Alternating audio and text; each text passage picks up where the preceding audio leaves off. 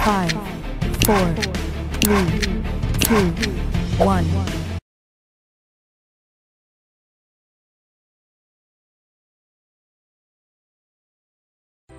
Haji Herman Deru, Sarjana Hukum Magister Manajemen. Tempat tanggal lahir Belitang, 17 November 1967. Pendidikan 1. SD Negeri 1 Sidomulyo Belitang sampai dengan tahun 1979. 2. SMP Negeri Belitang sampai dengan tahun 1982. 3. SMA Negeri 3 Palembang sampai dengan tahun 1985.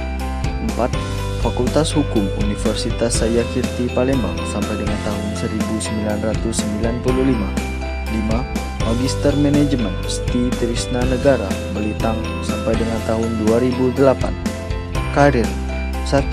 Wira Swastawan Indonesia tahun 1985 sampai dengan tahun 1987. 2. PNS Pemda tingkat 1 Sumatera Selatan tahun 1987 sampai dengan tahun 1998. 3. Bendahara Yayasan Trisna Negara Ogan Komering Ulu Timur tahun 1996. 4.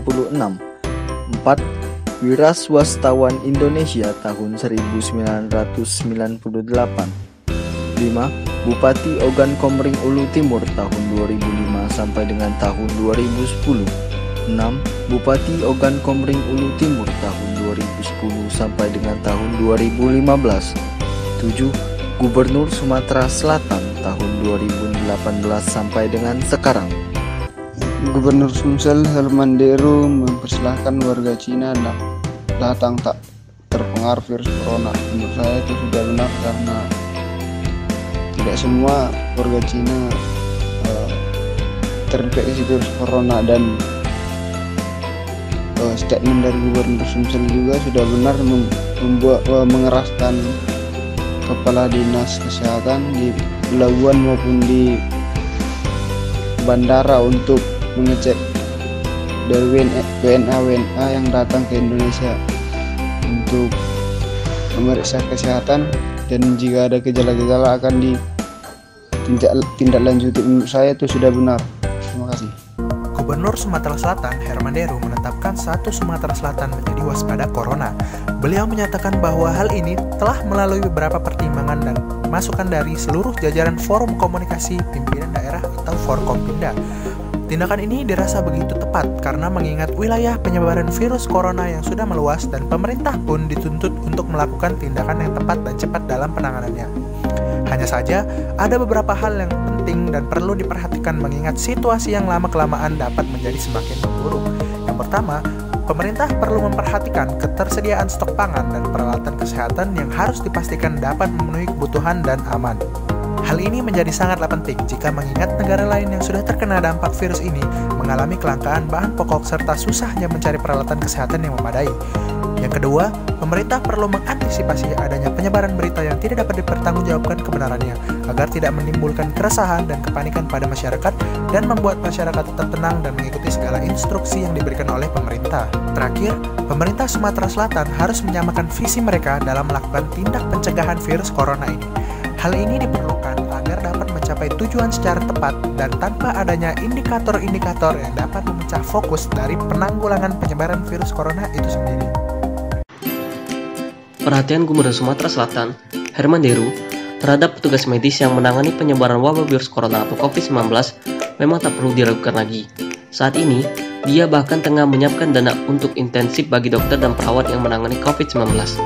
Herman Deru sudah menantikan pengajuan data administrasi dari organisasi perangkat daerah atau PD atau gugus tugas mengenai kebutuhan mereka masing-masing. Penganggaran uangnya sudah tersedia, yang akan dialirkan sesuai sistem yang dibuat oleh BPKP atau Badan Pengawas Keuangan dan Pembangunan, utamanya untuk insentif para tenaga medis seperti dokter spesialis, dokter, perawat, dan asisten perawat dengan tahapan sesuai yang disebutkan Presiden. Untuk di Sumsel, Herman Deru, pihaknya tentu akan menghitung berapa banyak pasien yang ditangani oleh para petugas medis tersebut. Semakin banyak yang mereka layani, maka insentif yang akan diberikan juga akan lebih besar. Dalam hal ini, Herman Deru sudah lakukan efisiensi anggaran perjalanan dinas luar negeri, yaitu berupa pelajaran dinas luar negeri gubernur, sekda atau sekretaris daerah, dan sekwan atau sekretaris dewan, yang mana sudah menempuh atau mencapai angka 100 miliar. Dari dana inilah akan digelontorkan untuk insentif tersebut. Pemangkasan itu memang harus dilakukan dikarenakan penanganan corona dinilainya lebih penting, yang dimana anggaran perjalanan luar negeri yang akan dipangkas sampai 0%, sedangkan untuk dalam negeri mencapai 50%. Sementara itu, meski pemerintah Provinsi Sumsel sudah memberlakukan sistem kerja dari rumah atau work from home sejak Kamis 26 Maret 2020, Gubernur Hermanderu terpantau tetap datang ke kantor. Ia bahkan sempat mengecek langsung ke posko Sumsel tanggap COVID-19 yang dibuka sejak beberapa hari lalu di halaman kantor Gubernur Jalan Kapten Arifai. Sebelum masuk posko, orang nomor 1 di Sumsel itu tampak masuk ke spray disinfektan 3 dimensi bantuan dari Universitas Sriwijaya. Usai disemprot disinfektan, ia tampak masuk mengecek fasilitas radio amatir yang ada dalam posko. Ia berbincang dengan petugas COVID-19 yang ada di Kabupaten Ogan Ilir dan meminta petugas tersebut ikut mengedukasi masyarakat OI sampai ke tingkat kelurahan dan kecamatan tentang bahaya dan cara memutus rantai wabah corona.